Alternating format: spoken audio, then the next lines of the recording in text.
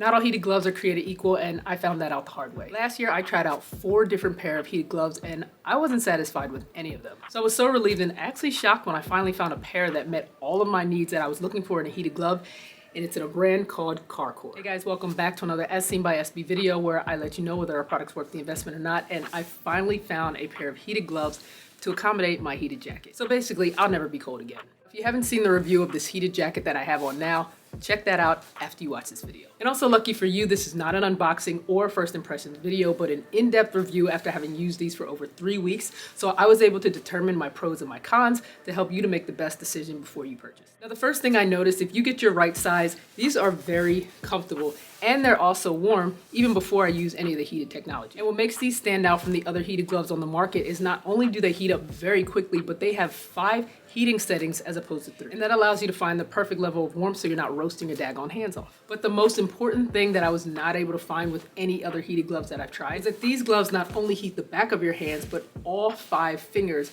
and the fingertips, which oddly enough, so few heated gloves on the market actually provide that luxury, which you would think would be a necessity. And I found the ones that I've tried that claim to heat your fingertips, the heat was distributed so poorly throughout the glove that it was almost unbearable and felt like needles. Or despite what they claim, they only heat the back and the front, but not the fingertips. But before I get into the rest of the details about these gloves, if this information has been helpful to you so far, be sure to give this video a thumbs up to help support the growth of this channel. Don't forget to subscribe and hit that notification bell so you're notified whenever I upload a new video. And as always, I've left the links to purchase the products in this video in the description box or the pinned comment, but for now, let's continue on. Now, similar to all the heated gloves on the market, once you plug the battery in, it is inserted into the wrist of the glove. But I appreciate that the battery placement of these gloves don't make the fit of the glove uncomfortable like some others that I've tried. These gloves use a rechargeable 7.4 volt battery as opposed to a 5 volt battery that some of the others use, and you will notice right away that it provides better heat.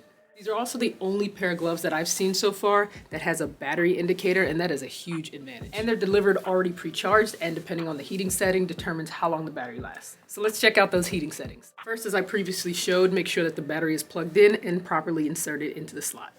Long press the button to turn it on, and it starts on high, which is red, from 149 to 158 degrees Fahrenheit and lasts around 2.5 to 3.5 hours. Second setting is dark blue from 140 to 149 degrees Fahrenheit, lasting around 3.5 to 4.5 hours.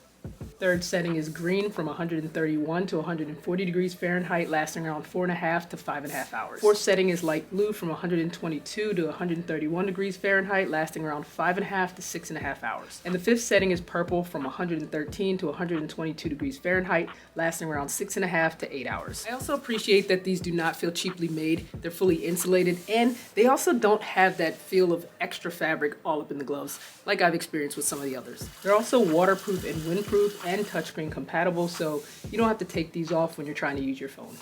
It also includes this adjustable buckle bracelet and the strap closure to prevent the penetration of snow or cold air. And this reflective material on the battery zipper is a nice touch for safety in case you're walking outside at night. But now that I've gushed about all the pros about these gloves, there are a few cons that I wanted to address, but at least not enough to sway my opinion. My first con is regarding the battery, as it uses a very specific battery charger as opposed to a potential USB. But at least the charging unit has a split cable, so it allows you to charge both batteries at once, which could also be another con, as you have to remove the battery from the glove each time to charge it, as opposed to being able to charge it while it's installed in the glove. And this is not really a con, but basically all heated glove batteries take about 8 hours to fully charge if you're charging it from scratch, so I normally just charge mine overnight after each use. My only other potential con is that, as you can see, these are kind of bulky, but basically all of my snow gloves are bulky, and I wouldn't expect to find a pair of thin snow gloves unless they are liners or pretty expensive. But other than that, that's all the cons I got. But if this has piqued your interest, as I mentioned before, be sure to check out my heated jacket video that I've attached